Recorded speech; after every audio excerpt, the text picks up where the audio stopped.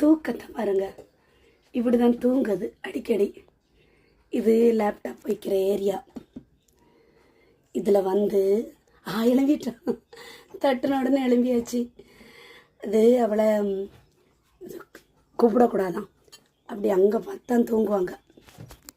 கிட்டோ அம்மோ அம்மோ கிட்டி குட்டி இங்கே வா, இவன் பாரு, டிஸ்டர்ப் பண்ணிட்டேன் அம்மா. டிஸ்டர்ப் பண்ணாதுங்க அம்மா அப்படி சொல்லிட்டு தூங்குவான். வாழங்கடி பிள்ளைக்கு வாழங்க. ஓ ஆடுதாம்மா, ஆடுதா? எங்கே ஆடுது? உள்ள ஆட்டிகிட்டு இருக்காங்க. கிட்டிங்க திரும்பி பாரு. அம்ஸ் குட்டி எட்டியே பார்க்க மாட்டா, எல்லாம் காது கேட்கும்.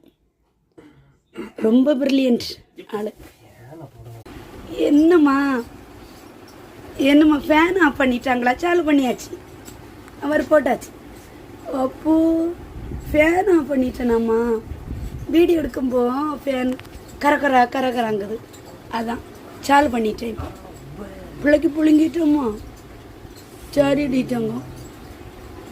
சரி, தூக்கத்தில் எழுப்பியாச்சு. என்னம்மா கேப்பி, உங்கள் ரோதனை பெரிய பிரச்சனையாக இருக்குமா அப்படி சொல்லுவா. அப்படிதானே? வா, காதில் மருந்து ஊற்றுவோமா? ஜெஃபி, பிள்ளைக்கு காதில் மருந்து ஊற்றுவேடு.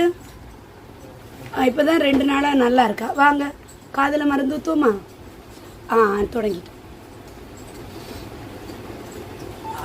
வலிக்கு.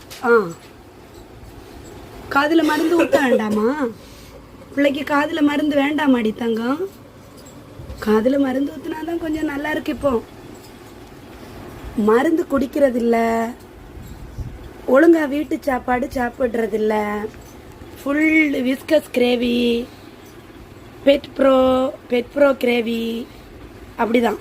விஸ்கஸ், ட்ரை ஃப்ரூட்டு கொஞ்சம், சிக்கன் கொஞ்சம், மீன் சாப்பிட மாட்டாங்க.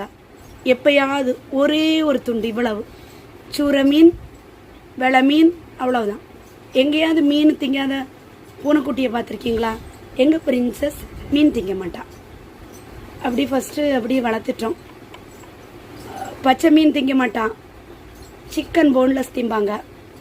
அப்புறம் அது போக விஸ்கஸ் கிரேவி, சிக்கன் கிரேவி விஸ்கஸ்க்கு, அதுதான் பெட் ப்ரோக்க கம்பெனிக்கு அதுதான் ஓடுது. மேடம்க்கு அதுதான் ஓடுது.